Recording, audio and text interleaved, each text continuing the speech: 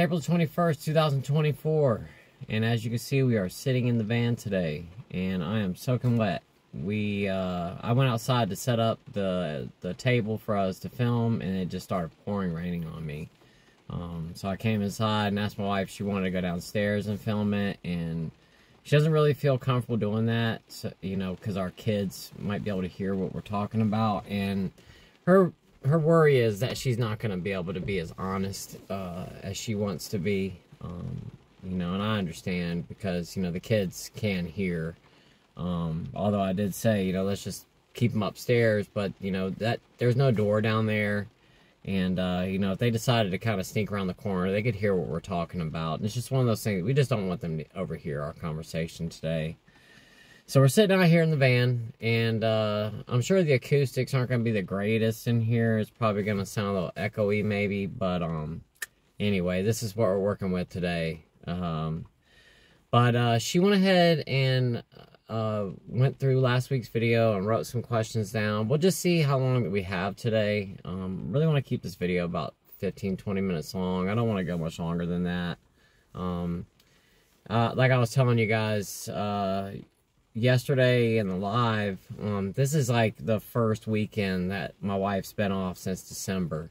My wife's an accountant. It's been tax season, and you know, we've just been spending some time together this weekend. Yesterday we had a bunch of soccer games to go to and a whole bunch of stuff, and you know, today we really want to try to spend some time together as a family.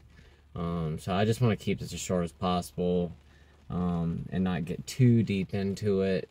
As you guys know, I like to talk, and my wife does too. And I do not. Yeah, okay. And we could just go on forever if we don't have some kind of a time allowance that we're giving ourselves. So anyway, I'm gonna stop gabbing here, and we're gonna go ahead and get into these questions. Let's see what we got here. So, one of the first questions that we have is, did you ever feel a sense of shame regarding the addiction? I think you should do all three of her questions together. Okay. Okay. So, did you ever feel a sense of shame regarding the addiction? And then, did I have a support system? And does that mean you or me? Me. Did I? Okay. And did she keep how bad it was? Did you keep how bad it was to yourself? Yes. Okay. This was Kristen. Yes, I think everybody would feel a sense of shame. I think you probably had a sense of shame. You knew what, you know, where you were going. And yeah, of course I did. You know, we would have events that he wouldn't go to or something. So I just, you know, do what people do. Oh, he's not feeling good, or he's super tired from being at work, stuff like that. So yes, I think it's normal for people to have to feel shameful of that. Anything that's out of our control, I feel like as humans, often we feel shame for that, for not being able to create the situation we want it to be. Did I have a support system? I think this kind of goes with how did I keep it to myself. I had a support system to the extent that I was willing to have a support system, which goes back to take the shirt off. To kind of keeping things to yourself, and it is warm in here. And making excuses. You make excuses for things. So yeah, I had a support system. My mom was always there for me and stuff like that. But like I said, it's only to the extent you let people be there for you. And if you're trying to just cover it up and push it away, you're not gonna have as much of a support system because you don't want it. Yeah. Because you're shameful of it. So yeah. So I think that answers that question. Yeah. And you didn't want anybody else knowing about how bad the problem actually was. Right, of course. Sometimes the spouse tries to parent the sick spouse. And I didn't know by this comment if they were saying sick like the addicted spouse, or sick like, in your case, health-wise spouse. I would imagine it's probably the addicted spouse. So. And I was going to say, yeah, that's absolutely true for both parts. I'm sure when you were, you know, addicted, I probably tried to parent you because I tried to control what you did. Yeah. And now to this day, I would say that holds true in some respects, because when you're the caretaker, you automatically Yeah. Or helping take care of someone, which means you're kind of trying to, like, I used to, you know, I used to find the bottles of alcohol and pour them out. And now I fuss at him if his blood sugar gets too high. I'm like, did you eat candy? Yeah. So yeah, absolutely. That's true. And the thing is too, is like, you know, I still have problems regulating my blood sugar. It just depends on the day. It depends on what I ate. It depends that I have so many problems with my pancreas, and my blood sugar just varies day by day. It depends on how much work I've done around the house or how much you know, what's going on. But there's a lot of nights where she's got to wake me up in the middle of the night because my blood sugar is so low and my alarm's going off, and she's trying to wake me up because she wants me to get up and eat something. And oh yeah, and it's hard to wake him up. I can barely wake up. You know, so I need her help a lot of times, especially getting my medications a lot of times. I think what they mean is, am I bossy? Well, I mean, absolutely. But I mean, at the end of the day, I mean, I think that works both ways with those too. I mean, it's not just that. You know, there's certain things I help you with too. I mean, right? Yeah. I mean, it's a give and a take on it different is. I mean, when's the last time you've had to cook a meal around the house? I mean, well, I can't cook, so I know, that answers their question. But I cook every single meal. Yeah. Even when I was like extremely ill, I cooked. You always do. Yeah. Yeah. Do I get support for my resentment towards LD? Not like, no, I don't go to like therapy or anything. Any support I need is with my animals. Yeah. I mean, that's my support. Being outside, doing what I love to do outside. You know, I love to take care of things. So that's my support. Should I seek therapy? We should probably all be in therapy. Yeah.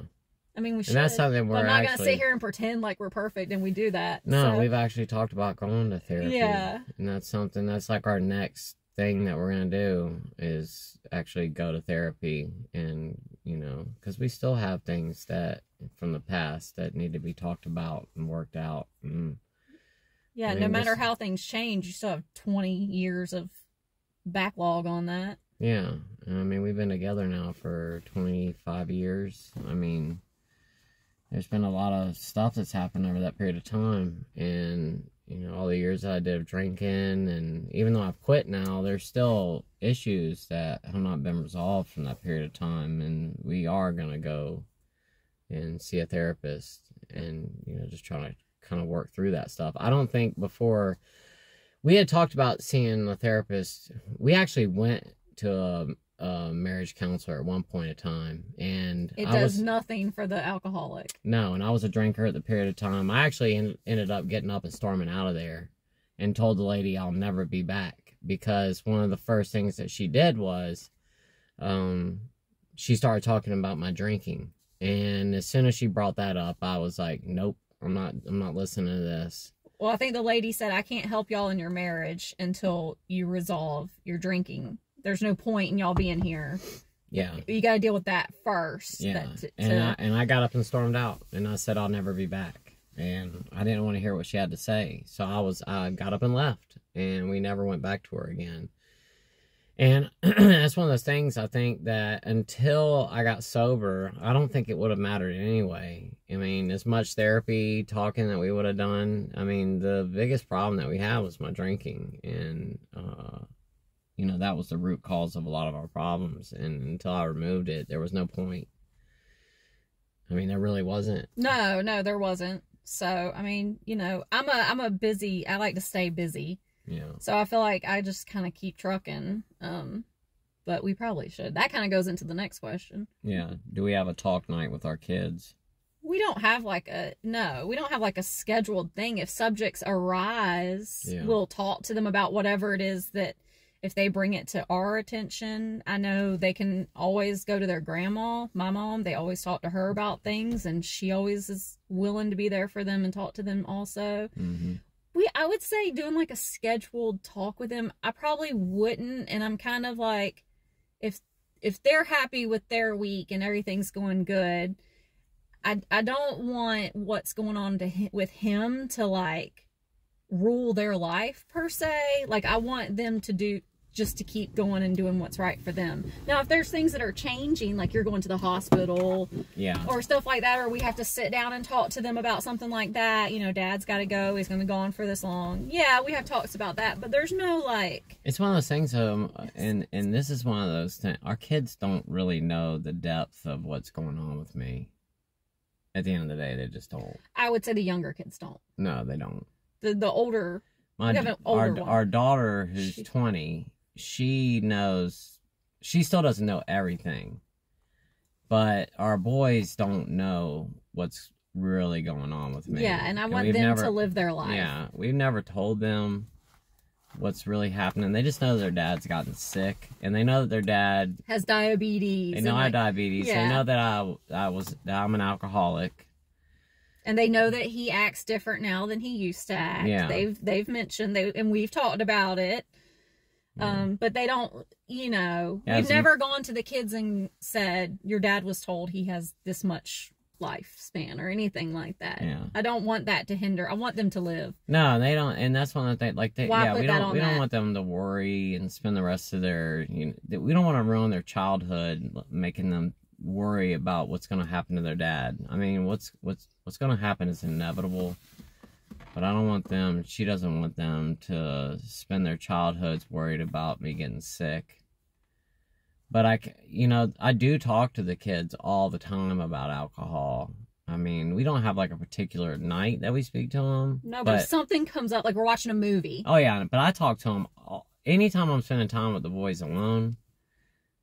I mean, I bring it up every time. You know, somehow or another it gets brought up that I don't ever want them to drink, that they are predispositioned to become alcoholics as well. And I tell them it's in your genes, and, you know, like I tell them, just like I talk about on here, that nobody means to become an alcoholic. It's not the way it works. That, you know, you're going to have that first drink and you're going to like it. And that's, you know, you don't want to go down that path. You know, I talk with them about it all the time. I mean, I constantly talk to my kids about that. But at the same time, too, you know, like you're saying, like, you know, I was a different person when I drank. And they'll even say sometimes, like, something will be going on, and they'll be like, well, Dad's different now. Oh, they just told my wife the other day that I was the best parent, so... Y'all know they were just trying to appease him. I wasn't even there. They were just trying to make me mad. She actually called me and was crying because it was really unfair. But they said you know that how their kids dad are. is the best parent, which they never would have said before. Trust me, because I was always angry. But I think they were just trying to make me mad. Well, either way, I mean, guys, we know who the best parent is. They never would have said that before. I can tell you that. No, they wouldn't. But I do. I spend all my free time that I have with them when there is free time. You know, on the weekends or whatever, we do stuff. You know, I'm constantly outside with them. If I'm feeling good enough, I'm out doing whatever it is. I try to make time for them, which is complete opposite of what it used to be. Oh, yes, absolutely. I mean, I would spend my whole entire day laying in the bed hungover because I felt so bad. You know, and like I talked about on here, I mean, I just wasted so much time. There were so many times that we would go on vacation, and, you know, we wouldn't even get out of the hotel room or the place that we rented until 3, 4 o'clock in the afternoon because I felt so horrible. And I can think back on so many vacations that, you know, going to Cherokee and stuff like that. Like, we would rent out one of those cabins up there, and I spent the whole entire time laying on the couch or in the bed. Yep. Because I just felt so horrible. What do we do to help steer our kids away from substance abuse? Fearful that the kids will follow that path. You kind of just touched on all of that. Yeah. I mean, yes, we are both absolutely fearful. Well, the thing is, too, is that not necessarily our youngest, but our oldest, his personality is so much like mine. It scares And they us. do not get along very much. much because you're so similar. Yeah. So similar. But our oldest, we have talks with because, you know, as they get to a certain age, they can hang out with others and go out and party and do all kinds of stuff. So, yeah, we definitely have talks with that one. Like, you know, we understand what teenagers and young adults are going to do, but you got to watch those things and make sure it doesn't go too far. So we you know, we're kind of like, we have talks with them as it comes up. Yeah. But I don't want it to rule their life. Like, I don't want it to be something they have to think about all the time. Trying to look through here and see if there's any more questions on here. She just went through and just wrote a couple down. I think Catherine's was the last one I wrote down. Yeah, I see hers right here. And then there was one right after, but I think it starts getting kind of deep. I didn't know how much we could fit in. Yeah. Not that these weren't deep, I'm just saying. Question. What did you do when, or if he became verbally abusive? Do you simply walk away from the situation if he said hurtful words to you? No, we would argue. I was just about to say, that's dependent on, you know, when you're dealing with somebody like that, you can walk away all day long, but they're just going to follow you around. I was about to say, I would follow you. Yeah, I could go outside and go on a 10-mile hike, but he was just trucking along right behind me to make sure he got to say everything he wanted to say. So there's really no reason that you can ask me what you should do or what I did. I probably tried every different situation in the book. Yeah, I mean, that's just, yeah. I mean, so, at the end of the day, you know, sometimes I was probably an instigator because I was mad, and then that did not help. Or sometimes I did try to stay away from it. There's so many. I tried every scenario that y'all can come up with, and I'm gonna tell you, it doesn't work. Well, the best thing you can do is just get out. I think at the same time too, it depends on the situation. Absolutely. You know, like, there were a lot of times that you would come home, I would be passed out, you know, in the bed. It was my day off. I'd been drinking all day long, and then you come home and I left a bottle of vodka sitting on the counter, and you would like come in there and be like, "Are you serious right now?" Oh yeah, and wake you up. You would wake me up, and that was like the worst thing you could do is instigate them. Yeah, waking me up hungover, and you know, I was half drunk when you would wake me up, and then I was discombobulated. I was lost. I didn't know what was going on, and then I would lose it. Yep. So when y'all asked me what I did it all. I tried everything. But at the end of the day, like, compared to good outcome to how how I acted then to now, I mean, I still get angry about stuff, but I'm not anywhere near the way that I used to be. Yeah, no. Well, you're just you're a up and down person anyway. At the end of the day, I'm just very sensitive. You're very sensitive, and I, like, y'all are talking about, what was the question? Did I have support? I'm one of those people that's like, no, I'm good. I'm just going to keep going. I'm just going to keep going. And that's probably the only thing that kept us together is you're sensitive, and I would just keep trucking. Like, does that make sense? Yeah. Okay. I'm like, no, I'm fine. I'm just going to go feed everybody and the animals, not the kids. Here's one. It says, you touch on a Sunday and it's really important. Could you speak about Al-Anon? Even if someone breaks up with an alcoholic, they oftentimes need help therapy, especially if they grew up in an alcoholic family. It's a free alternative, ongoing group therapy type of support. It helps family members who have to deal with it on a daily basis. It can also help single people who don't want to become enmeshed with an alcoholic in the future. I mean, I can't speak on it because I don't have experience on it. All I can say is everything is like different for each person. I'm sure for some people that's the greatest thing ever. And then for some people like me, I guess, I don't know, maybe I'm a suppressor, but I just want to do what I need to do and move on to the next thing. I don't want to really, but it's different for everybody. I didn't grow up in an alcoholic household either. So, but our kids at some point, like we just touched on, we should probably all be in some type of therapy. Yeah, no, you're right. I'm just trying to look through here real quick and see if there's any other questions that we haven't touched on. a bunch of people in here talking about the smell that we were talking about and how. And a lot of somebody people were touched saying on it was on hyperglycemia. Yeah, some people touched on like the sourness, like a sour smell, which was funny because that's kind of the only description I had. I saw that.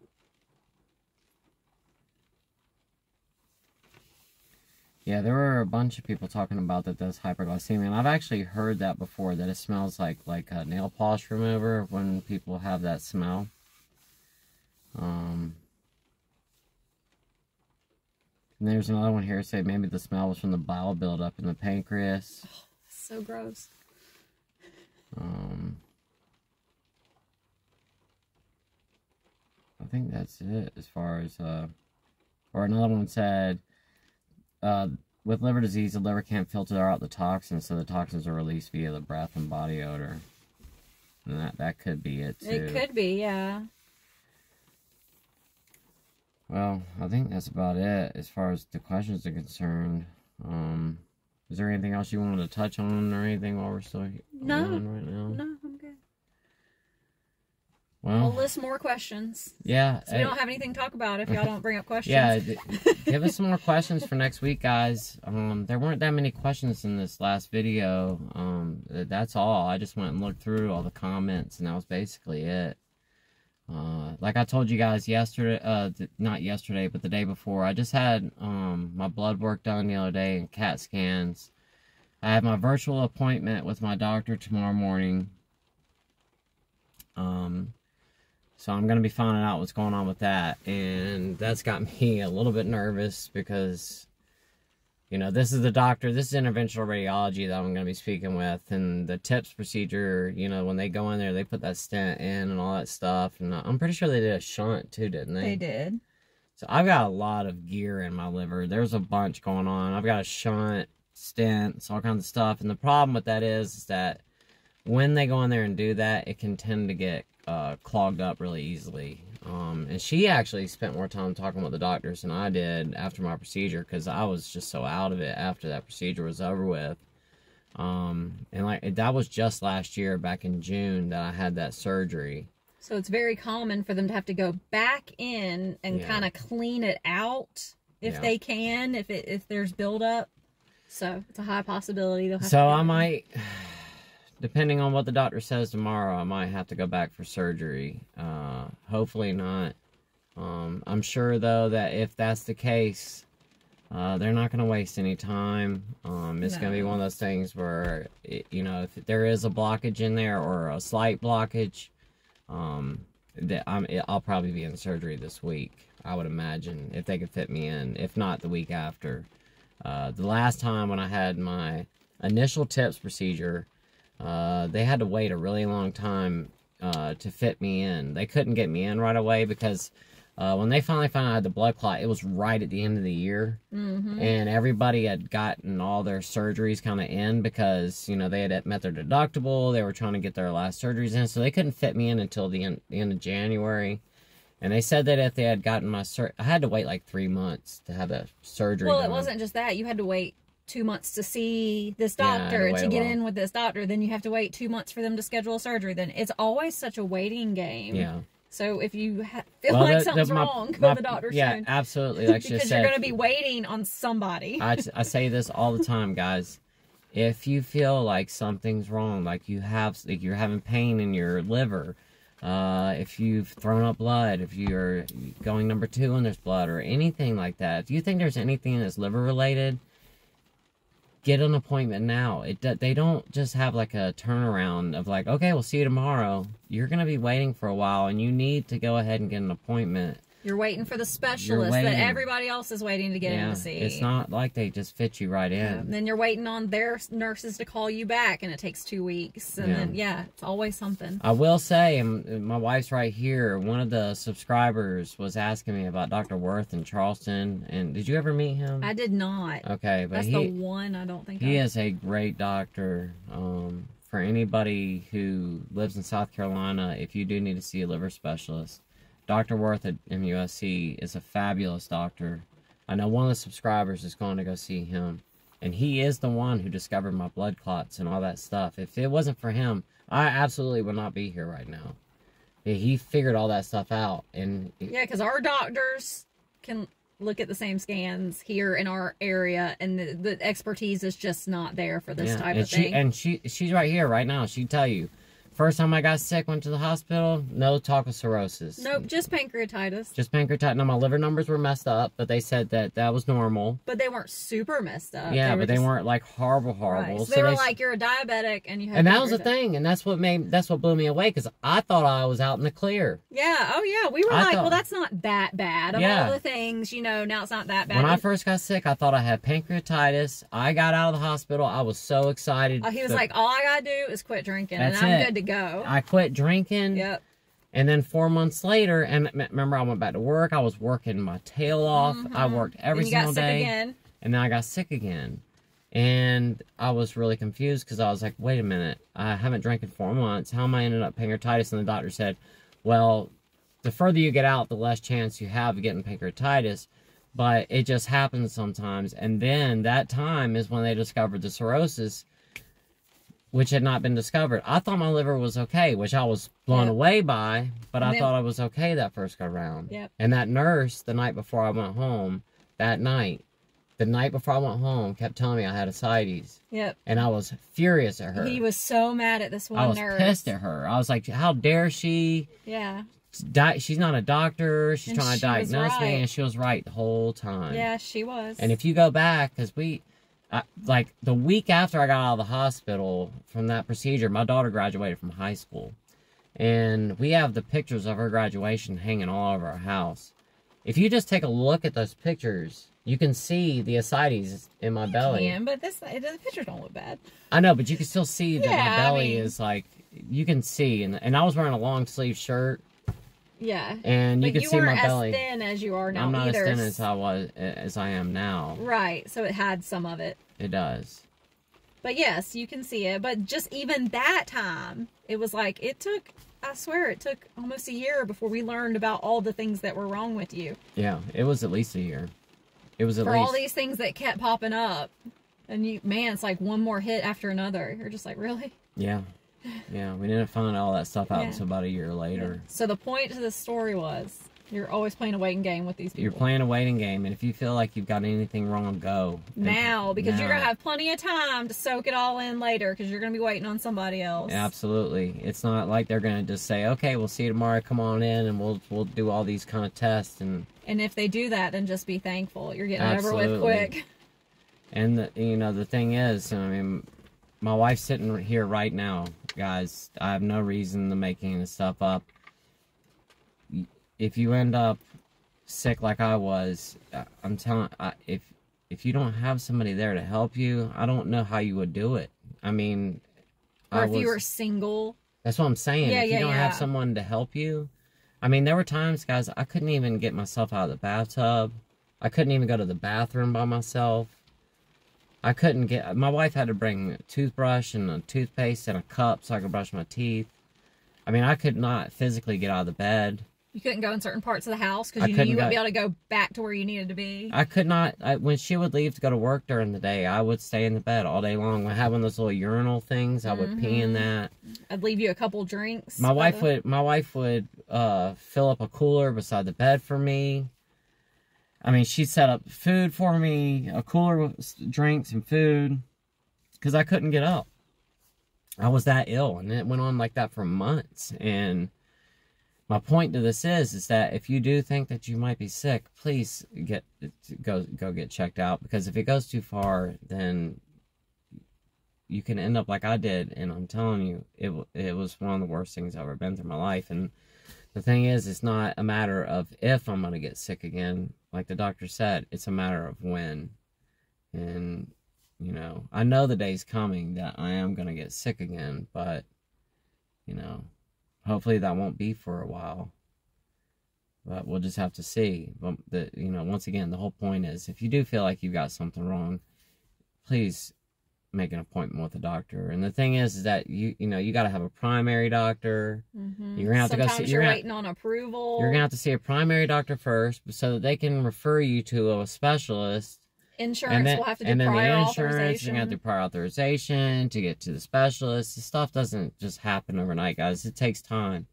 And that period of time that you're going to be waiting, if you just keep dragging your feet, you might set yourself back. And it's like I said, you're going to have plenty of time to think about this. Like she said, soak it all in and really accept the fact that you might have something wrong. But you're not going to just go to the doctor tomorrow. It's going to take time. And you can think about all that later on. And if you want to cancel your appointment later, then you can. But, you know, like I said, you have to have a primary doctor to even get the referral to even go somewhere. And that stuff... it can be hard just to get into a basic primary doctor. In our area, we have a lot of retired people. Yeah. So you'll call and they'll be like, well, we're booked unless you're on Medicare. Like, we won't take any more regular insurance patients or whatever, the different things. Yeah. And it's crazy. I'm like, you just a regular doctor that's going to see me for 30 minutes? It took us months to find a primary care doctor for me. Yeah. And my primary care doctor passed away.